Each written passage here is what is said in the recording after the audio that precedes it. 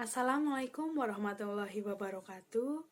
Kami dari kelompok 1 akan menyampaikan hasil diskusi kelompok kami mengenai negara dan konstitusi. Anggota kelompok 1 yang pertama, Velia Mailanuvi, 2. Muhammad Haki Aziz, 3. Hilda Angela, 4. Lisa Ririn Handayani, dan 5. Dea Lovina Leonita.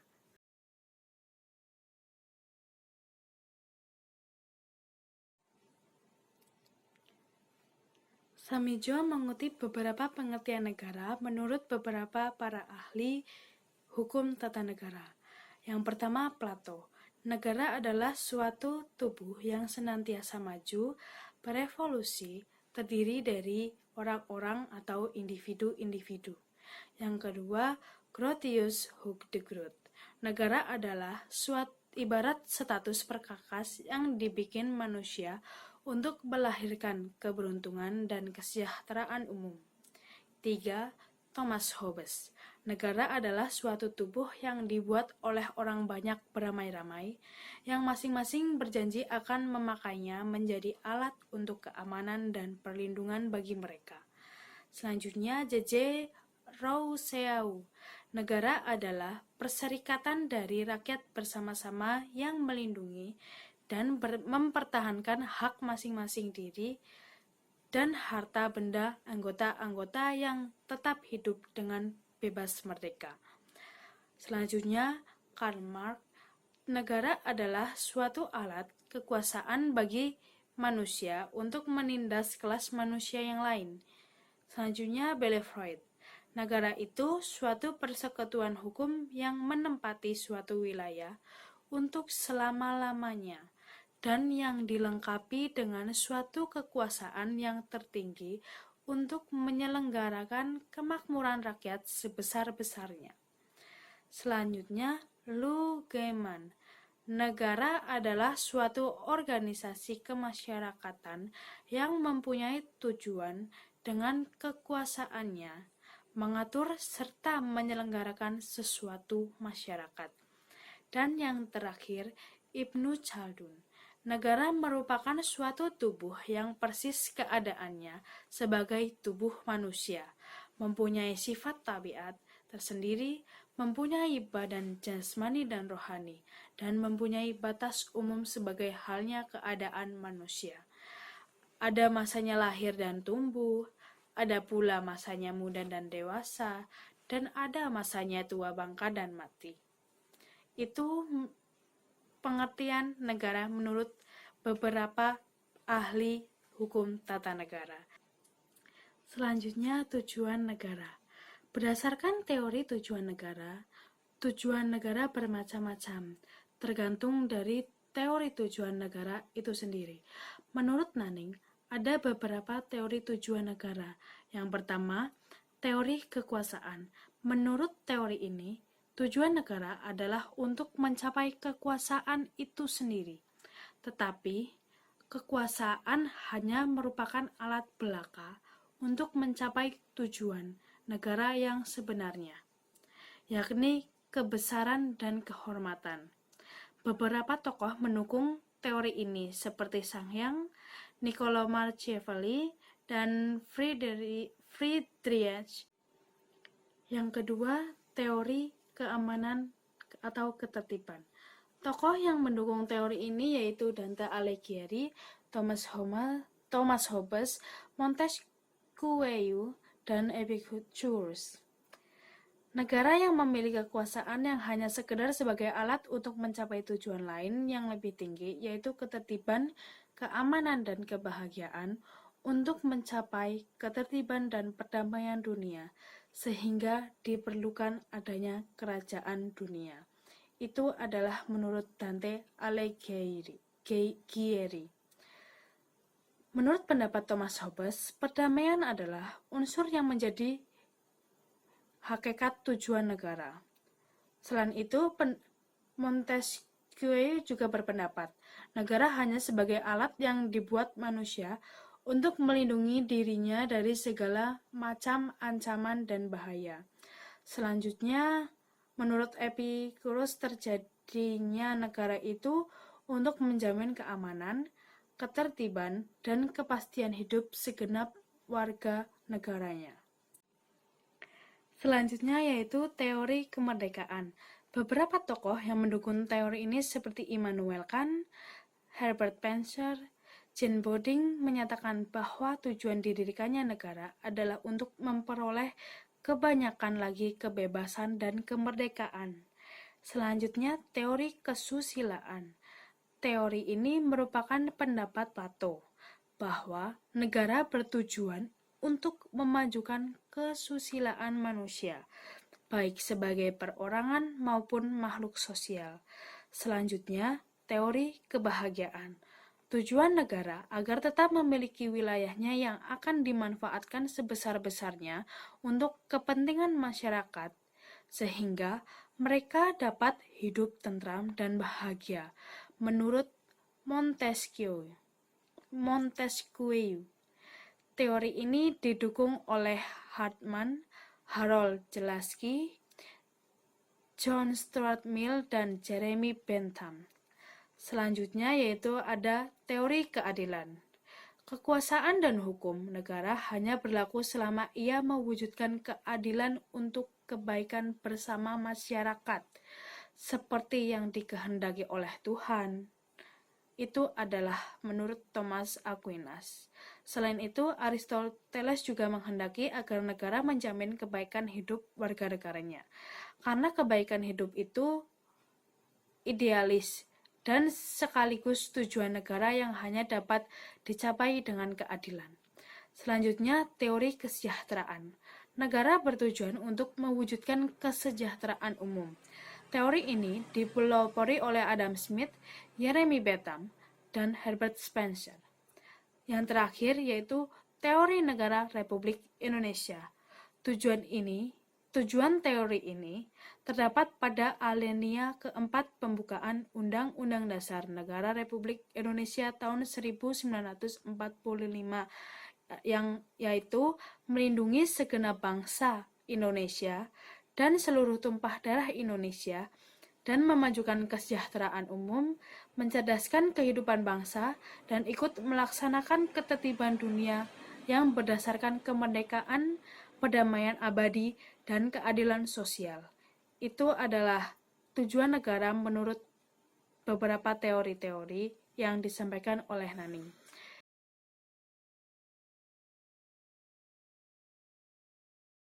Di sini saya akan menjelaskan materi yang kedua, yaitu tentang konstitusi. Jadi, istilah konstitusi ini berasal dari bahasa Prancis, yaitu constituer, dan dalam bahasa Inggris, yaitu constitution. Dalam bahasa Indonesianya, istilah-istilah tersebut menjadi konstitusi. Sedangkan dalam bahasa Latinnya, konstitusi berasal dari kata cume dan statuere, di mana cume merupakan sebuah kata preposisi yang artinya bersama dengan, sedangkan statuere diartikan membuat sesuatu agar berdiri, mendirikan, atau menetapkan. Dalam bentuk tunggalnya, konstitusi adalah constitutio yang artinya menetapkan sesuatu secara bersama-sama, sedangkan dalam bentuk jamaknya yaitu constitutiones yang artinya segala sesuatu yang telah ditetapkan. Jadi, dapat kita simpulkan bahwa konstitusi merupakan pembentukan suatu negara dan menyatakan suatu negara. Ada beberapa ahli yang mendefinisikan konstitusi. Di sini saya akan menjelaskan definisi-definisi yang dikemukakan oleh para ahli yang telah dikutip oleh Tikok pada tahun 1988. Yang pertama ada G.J. Wolhoff. Undang-undang dasar atau konstitusi adalah undang-undang dasar yang tertinggi dalam sebuah negara yang memuat dasar-dasar seluruh sistem hukum dalam negara tersebut. Yang kedua, menurut Usep Ranuwijaya, konstitusi itu merupakan salah satu dari sumber hukum tata negara yang formal tertulis, hukum yang dihasilkan oleh badan berwenang di samping undang-undang organik, undang-undang, dan lainnya. Yang ketiga, menurut Wirjono Projodikoro, konstitusi berarti pembentukan, berasal dari kata constituer dalam bahasa Prancis yang artinya membentuk. Beliau ini membedakan adanya konstitusi tertulis dan konstitusi tidak tertulis. Kemudian yang keempat, ada menurut Sri Sumantri. Dalam perkembangannya, istilah konstitusi mempunyai dua pengertian, yaitu pengertian yang luas dan pengertian yang sempit. Di mana pengertian yang sempit ini tidak menggambarkan keseluruhan kumpulan peraturan baik yang tertulis maupun tidak tertulis. Sedangkan arti yang luas ini menggambarkan keseluruhan sistem ketatanegaraan suatu negara, yaitu berupa kumpulan peraturan yang membentuk, mengatur, dan memerintah negara. Kemudian yang kelima atau yang terakhir ada KCWRFBA. Konstitusi dipakai untuk melukiskan seluruh sistem pemerintahan suatu negara, kumpulan peraturan yang menetapkan dan mengatur atau memerintah pemerintahan. Kemudian konstitusi ini memiliki kedudukan yang sangat penting, terutama pada saat masa peralihan dari negara feodal monarki atau oligarki yang memusatkan kekuasaan mutlak pada penguasa ke negara nasional demokrasi. Menurut Thoib, Hamidi, dan Huda pada tahun 2004 halaman 17-18, konstitusi berkedudukan sebagai benteng pemisah antara rakyat dengan golongan penguasa yang kemudian secara berangsur-angsur mempunyai fungsi sebagai alat rakyat untuk menunjang kekuasaan melawan golongan para penguasa.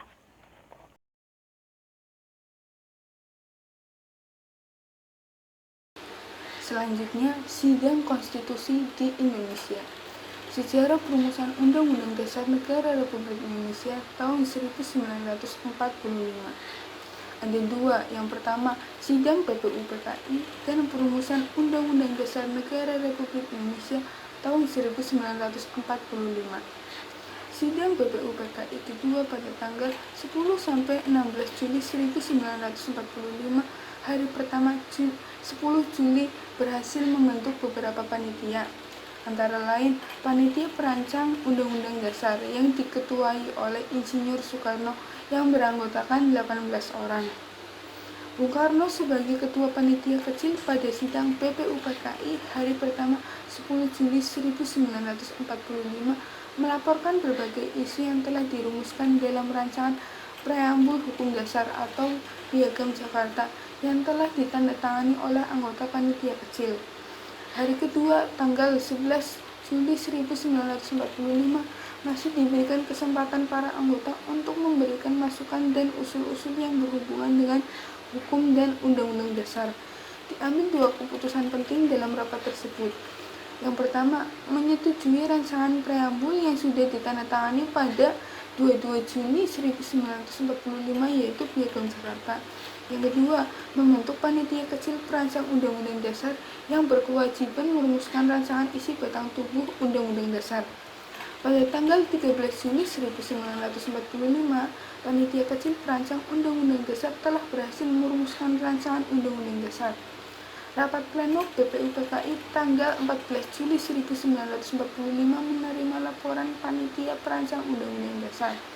Selaku Ketua Panitia, Insinyur Soekarno melaporkan 3 hasil rapat panitia yang meliputi: yang pertama, pernyataan Indonesia Merdeka; yang kedua, pembukaan Undang-Undang Dasar; yang ketiga, Undang-Undang Dasar atau Batang Tubuh. Pada tanggal 15 Juli 1945, agenda sidang adalah pembicaraan rancangan Undang-Undang Dasar yang disampaikan oleh Panitia Perancang Undang-Undang Dasar. Soekarno sebagai Ketua Panitia Perancang Undang-Undang Dasar dan Supomo sebagai Panitia Kecil Perancang Undang-Undang Dasar menyampaikan penjelasan umum dan penjelasan pasal demi pasal. Sidang PPU-PKI tanggal 16 Juli 1945, rancangan Undang-Undang Dasar diterima secara bulat. Dengan diterimanya rancangan Undang-Undang Dasar ini, berarti selesailah sudah tugas PPU-PKI. Yang kedua, sidang PPKI 18 Agustus 1945. Sidang PPKI tanggal 18 Agustus 1945 berjalan secara mulus dan menghasilkan beberapa keputusan, yaitu yang pertama, memilih presiden dan wakil presiden. Secara aklamasi, sidang menunjuk Bung Karno sebagai presiden dan Bung Hatta sebagai wakil presiden.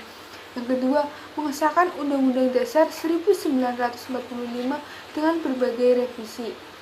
Piagam Jakarta dijadikan pembukaan Undang-Undang Dasar 1945 setelah diadakannya perubahan. Yang pertama, rumusan sila pertama, yang awalnya itu ketuhanan dengan kewajiban menjalankan syariat Islam bagi pemeluk-pemeluknya diubah menjadi ketuhanan yang Maha Esa. Yang kedua, kata-kata menurut dasar antara sila pertama dan kedua dihilangkan. Rancangan hukum dasar yang merupakan hasil perumusan panitia perancang hukum dasar atau yang diketuai oleh Supomo disahkan menjadi Undang-Undang Dasar 1945 dengan beberapa perubahan, yaitu pasal 6 ayat 1 dan pasal 29 ayat 1. Khusus pembukaan Undang-Undang Dasar Negara Republik Indonesia sebagai staat fundamental norm sebagai pokok kaidah negara yang fundamental. Pokok-pokok kaidah yang fundamental menurut pengertian ilmiah mengandung beberapa unsur mutlak. Yang pertama, dalam hal terjadinya, yang A ditentukan oleh pembentuk negara, yang B terjelma dalam suatu bentuk pernyataan lahir atau ijab qabul sebagai penjelmaan kehendak pembentuk negara untuk menjadikan hal-hal tertentu sebagai dasar-dasar negara yang dibentuk. Yang kedua, dalam hal isinya, yang A memuat dasar-dasar negara atas dasar kerohanian apa atau asas kerohanian negara, dan untuk cita-cita negara apa atau tujuan negaranya dibentuk dan diselenggarakan. B. Memuat ketentuan diadakannya Undang-Undang Dasar Negara, jadi merupakan sebab berada dan sumber hukum dari Undang-Undang Dasar Negara.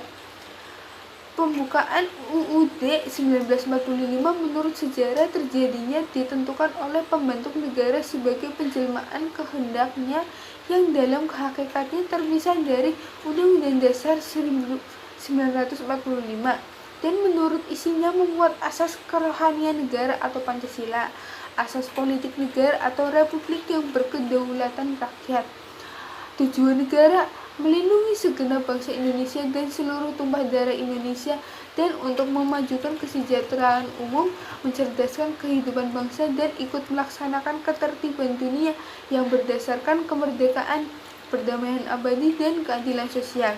Lagi pula menetapkan adanya Undang-Undang Dasar Negara Indonesia, jadi dalam segala sesuatunya memenuhi syarat-syarat mutlak bagi suatu pokok kaidah negara yang fundamental menurut pengertian ilmiah sebagaimana tersebut di atas, atau menurut Notonegoro tahun 1983.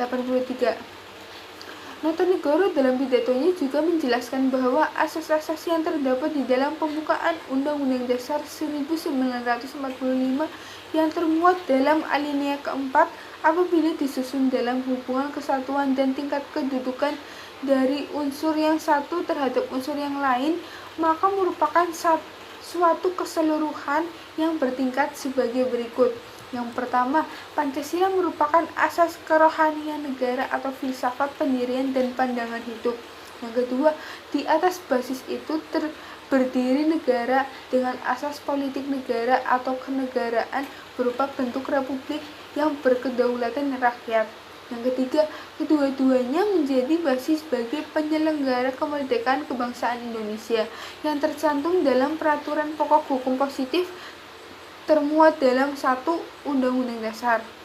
Yang keempat, selanjutnya di atas Undang-Undang Dasar sebagai basis berdiri bentuk susunan pemerintahan dan seluruh peraturan hukum positif yang mencakup segenap bangsa Indonesia dan seluruh tumpah darah Indonesia dalam kesatuan pertalian hidup bersama, kekeluargaan, dan gotong royong.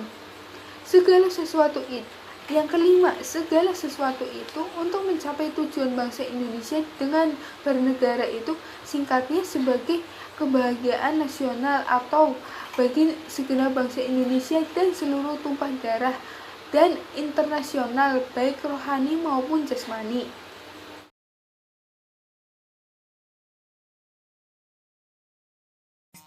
Pada kesempatan kali ini saya akan menjelaskan beberapa hal. Yang pertama adalah tentang dinamika pelaksanaan konstitusi di Indonesia.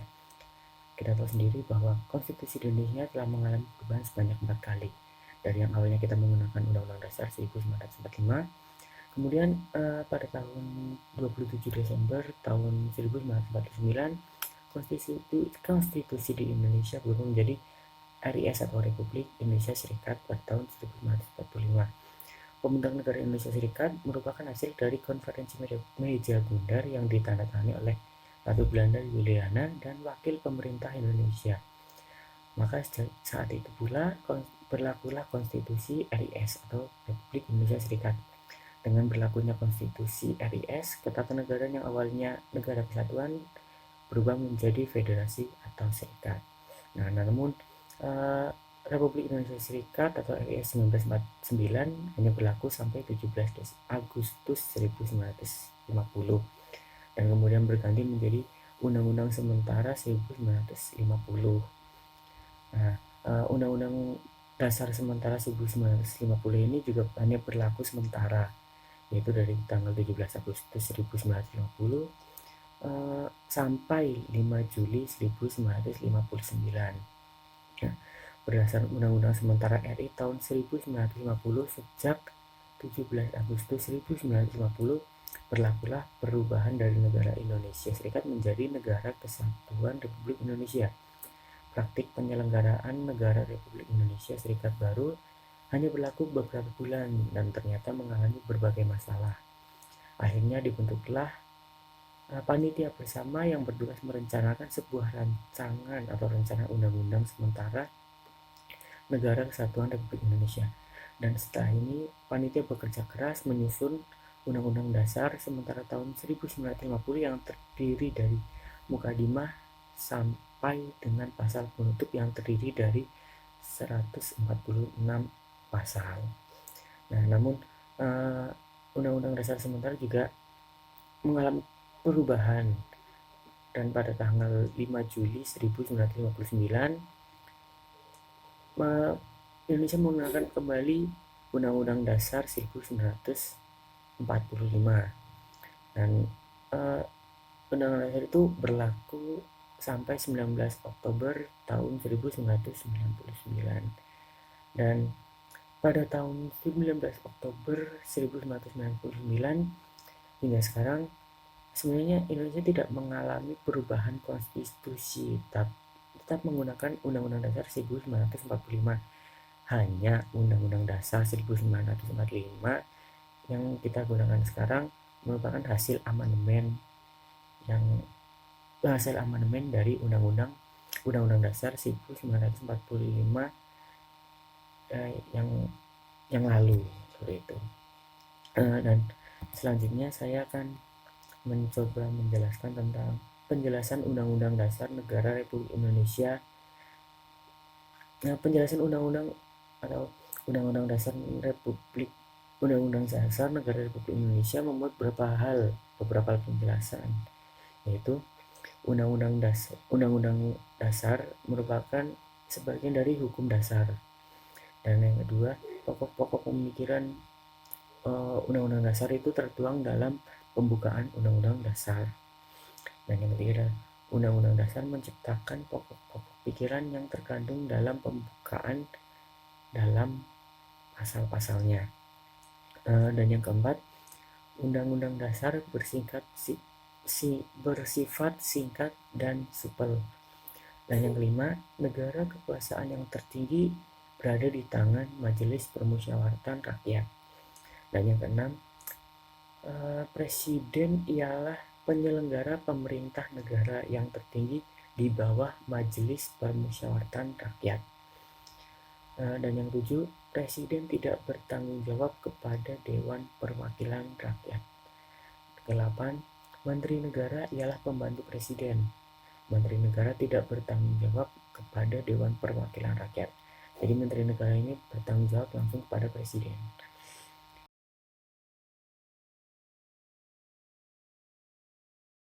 Saya di sini akan menjelaskan tentang amandemen UUD Negara Republik Indonesia tahun 1945. Yang dimaksud amandemen adalah perubahan terhadap UUD Negara Republik Indonesia yang dilakukan oleh MPR sesuai dengan kewenangannya pada pasal 3 dan 37 Undang-Undang Dasar Negara Republik Indonesia tahun 1945. Yang pertama ada dasar yuridis, perubahan Undang-Undang Dasar. MPR melakukan perubahan UUD ini berpedoman pada pasal 37 yang di dalamnya terdapat pengaturan prosedur perubahan Undang-Undang Dasar Negara Republik Indonesia. Yang kedua, dasar pemikiran yang melatar belakangi dilakukannya perubahan, yaitu Undang-Undang Dasar Negara Republik Indonesia membentuk struktur ketatanegaraan yang bertumpu pada kekuasaan tertinggi di tangan MPR yang sepenuhnya melaksanakan kedaulatan rakyat, berakibat tidak terjadinya saling menguasai dan saling mengimbangi institusi-institusi ketatanegaraan. Yang kedua, memberikan kekuasaan yang sangat besar kepada pemegang kekuasaan eksekutif atau presiden. Yang ketiga, mengandung pasal-pasal yang terlalu luas sehingga dapat menimbulkan multitafsir. Yang keempat, terlalu banyak memberikan kewenangan kepada kekuasaan presiden untuk mengatur hal-hal penting dengan undang-undang. Yang kelima, rumusan UUD ini tetap tentang semangat penyelenggara negara belum cukup didukung ketentuan konstitusi yang memuat aturan dasar tentang kehidupan yang demokratis, supremasi hukum, pemberdayaan rakyat, penghormatan HAM, dan otonomi daerah. Yang ketiga, tujuan perubahan Undang-Undang Dasar Negara Republik Indonesia tahun 1945, yaitu menyempurnakan aturan dasar mengenai tatanan negara dalam mencapai tujuan nasional. Yang kedua, menyempurnakan aturan dasar mengenai jaminan dan pelaksanaan kedaulatan rakyat. Yang ketiga, menyempurnakan aturan dasar mengenai jaminan dan perlindungan hak asasi manusia. Yang keempat, menyempurnakan aturan dasar penyelenggaraan negara secara demokratis dan modern. Yang kelima, menyempurnakan aturan dasar mengenai jaminan konstitusional dan kewajiban negara. Yang keenam, melengkapi aturan dasar yang sangat penting dalam penyelenggaraan negara bagi eksistensi negara dan perjuangan negara mewujudkan demokrasi. Yang ketujuh, menyempurnakan aturan dasar mengenai kehidupan bernegara dan berbangsa. Kesepakatan dasar. Terdapat beberapa kesepakatan dasar dari pihak MPR sendiri yang tidak boleh diubah dari ketentuan-ketentuan UUD. Yang pertama, tidak mengubah pembukaan Undang-Undang Dasar Negara Republik Indonesia tahun 1945. Yang kedua, tetap mempertahankan NKRI dengan pertimbangan bahwa negara kesatuan adalah bentuk negara yang ditetapkan sejak awal berdirinya negara dan dipandang paling tepat untuk mewadahi ide persatuan sebuah bangsa yang majemuk ditinjau dari berbagai latar belakang. Yang ketiga, mempertegas sistem pemerintahan presidensial dengan tujuan memperkukuh sistem pemerintahan yang stabil dan demokratis. Yang keempat, penjelasan Undang-Undang Dasar ini ditiadakan, tetapi hal-hal normatif dalam penjelasan itu dimasukkan ke dalam pasal-pasal. Yang terakhir, perubahan dilakukan dengan cara addendum, yakni dengan tetap mempertahankan naskah asli Undang-Undang Dasar tahun 1945 sebagaimana terdapat dalam Lembaran Negara Nomor 75 tahun 1959 hasil Dekret Presiden 5 Juli 1959, sedangkan naskah perubahan-perubahan UUD 1945 diletakkan melekat pada naskah asli. Cukup sekian dari kelompok kami. Apabila banyak kesalahan dalam bertutur kata, kami mohon maaf. Billahi taufiq wal hidayah. Wassalamualaikum warahmatullahi wabarakatuh.